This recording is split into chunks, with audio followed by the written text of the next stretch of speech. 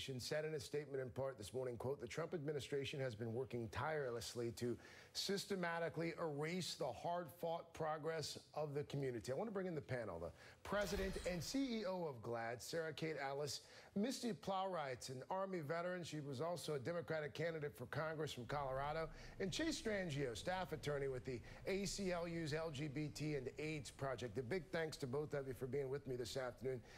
Sarah, let me start with you. Your just initial reaction to the president's announcement today on Twitter and the decision he apparently made without giving much of a heads up to the Pentagon. Sure. Thanks for having me. It was shocking, but this has been, since day one of this administration, systematically he has been erasing us, LGBTQ Americans, from the fabric of America. It started on day one when he erased us from the website. Then he moved to the 2020 census and deleted us from the census.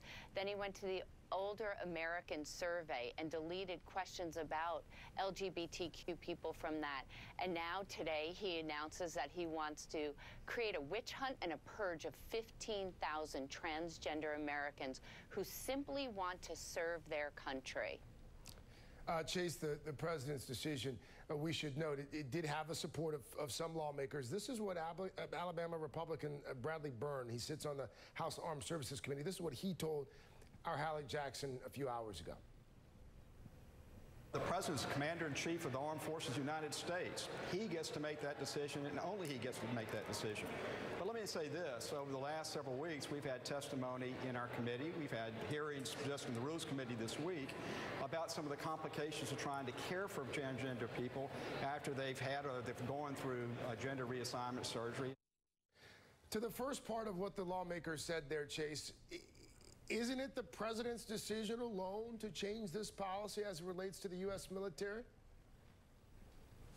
Well, the president is not able to change policy via Twitter, and the reality is that the well-thought-out policy based on the expertise of military officials, doctors, policy institutes that was implemented beginning last year is still in effect.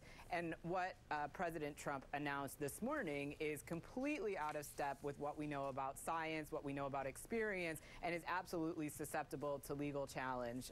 We are prepared to fight back on behalf of the over 15,000 transgender individuals currently serving in the United States military, risking their lives, and who are now subjected to this cruel and unfounded attack that really appeared out of nowhere after years of study implementing the policy last year.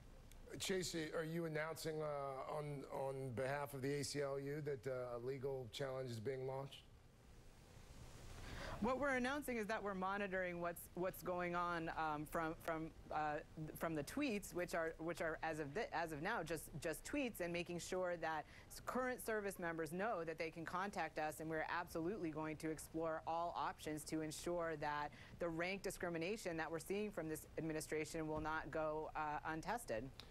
Misty, we could not help but take notice that it was, in fact, 69 years ago today, to the day, that President Truman ordered the desegregation of this country's armed forces. Our military has in so many ways been at the forefront of reforming social policy in this country. As a veteran, what's your take on the decision this morning? Well, you're absolutely right that, the military is often the forefront of a lot of this. And frankly, as a veteran, I think it's kind of insulting to our military, frankly, to say our military is not capable of doing this. We are unable to do this in our military, which many of our allies around the world have already done, and our troops have already fought alongside those troops and worked alongside those troops.